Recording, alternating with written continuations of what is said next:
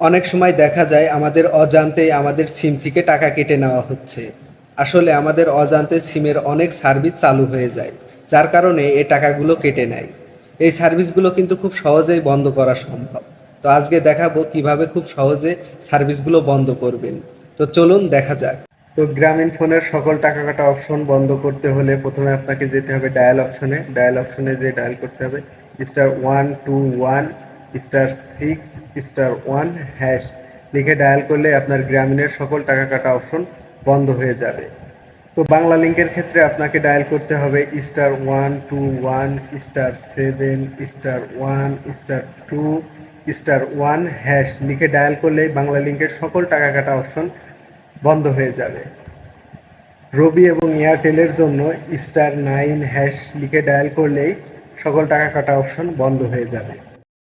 টেলিটকের ক্ষেত্রে 335 এই নাম্বারে SMS করতে হবে স্টপ অল লিখে SMS করলেই টেলিটকের সকল টাকা কাটা অপশন বন্ধ হয়ে যাবে।